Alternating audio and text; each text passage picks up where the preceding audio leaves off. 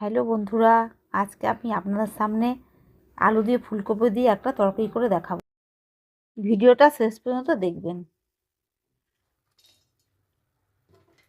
এবারে আমি একটা কড়াই বসিয়ে দিয়েছি, কড়াইটা গরম হয়েছে। আমি কিছু গোটা গরম মশলা ভেজে নিচ্ছি। গোটা গরম মশলা দিয়ে দিচ্ছি আর একটু জিরে দিয়ে আমি একটা মশলা তৈরি করে নেব।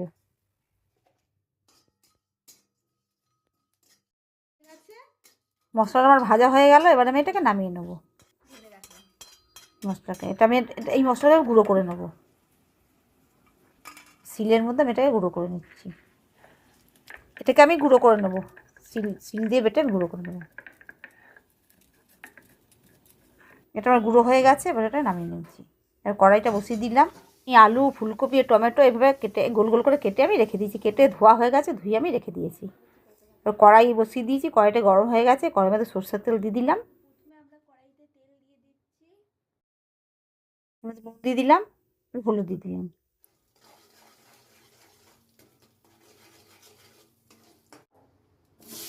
প্রথমে কপিগুলো আমি একটু ভেজে নেবো।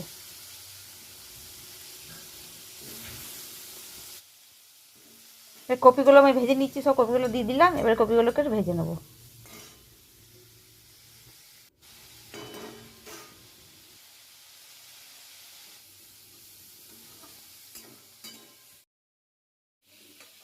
কপিগুলো আমার ভাজা হয়ে গেলো, এবার আমি কপিগুলোকে নামিয়ে দিলাম।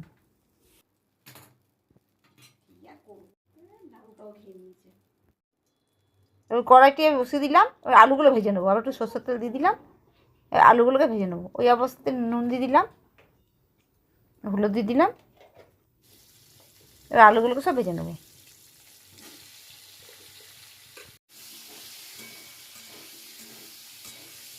আলুগুলো একটু ভালো করে ভেজে নেবো।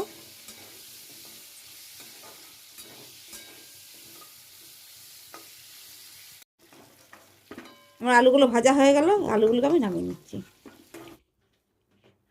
আলু আর ফুলকপি আমার ভাজা হয়ে গেল।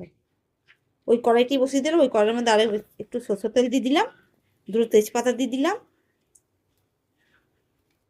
দুটো শুকনো লঙ্কা দিয়ে দিলাম।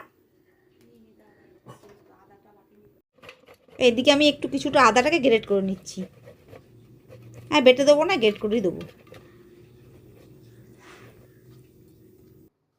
এদিকে তেজপাতা আর শুকনো লঙ্কাটা একটু ভাজা ভাজা হয়ে গেল, এর মধ্যে আমি জিরে দিয়ে দিলাম, হলুদ দিয়ে দিলাম, কাঁচা লঙ্কা দিয়ে দিলাম, আর গ্রেট করা আদাটাও দিয়ে দিলাম। এগুলোকে একটু ভেজে নেবো তেলের মধ্যে।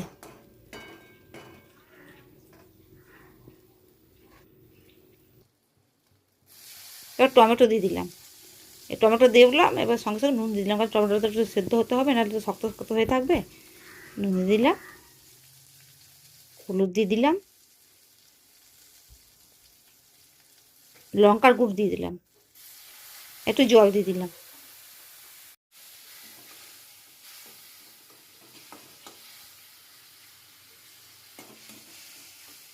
টমেটোটাকে একটু গলিয়ে নেবো।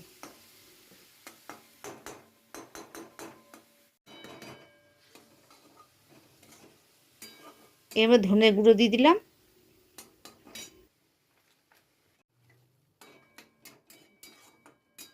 আর একটু জল দিয়ে দিলাম। জল দিয়ে এবারে মশলাটাকে কষিয়ে নেবো।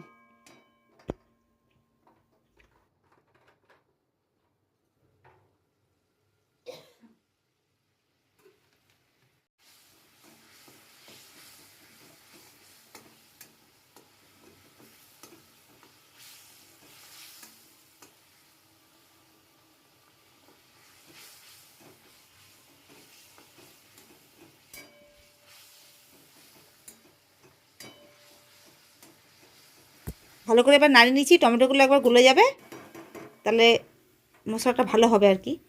মশলাটা এবার আমার একদম কষে গেছিলো। এবারে আমি ভাজা ফুলকপি আর আলুটা দিয়ে দিলাম। এগুলো দিয়ে একটু 2-4 মিনিট ভেজে নেবো একটু।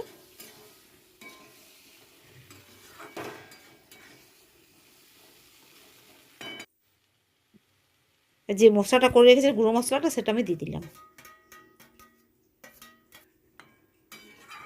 এবার সামান্য জলও দিয়ে দিলাম।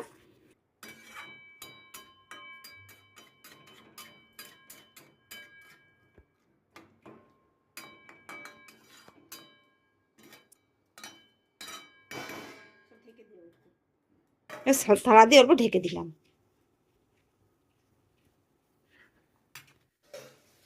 থালাটা খুলে দেখছি কীরকম হয়েছে।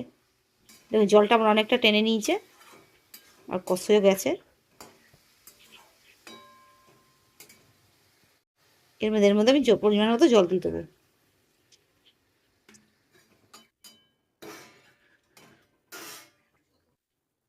আর একটু জল দিয়ে দিলাম।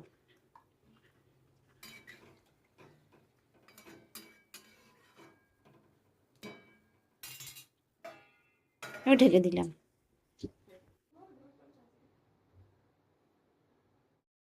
ঢাকাটা আমি খুলে দিচ্ছি, খুলে দিয়ে দেখছি কীরকম হয়েছে। অনেকটা শুকিয়ে গেছে জল। এর মধ্যে আমি 1 চামচ ঘি দিয়ে দিলাম।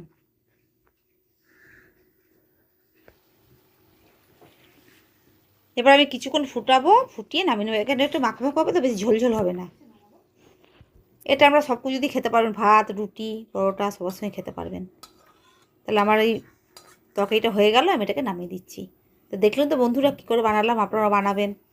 আর যদি ভিডিওটা আপনাদের ভালো লেগে থাকে অবশ্যই করে লাইক করবেন, শেয়ার করবেন, সাবস্ক্রাইব করে দেবেন। তাহলে বন্ধুরা আজকের মধ্যে বিদায় নিচ্ছি। অন্য কোনো দিন অন্য কোনো রেসিপি নিয়ে আপনার সাথে হাজির হব। নমস্কার।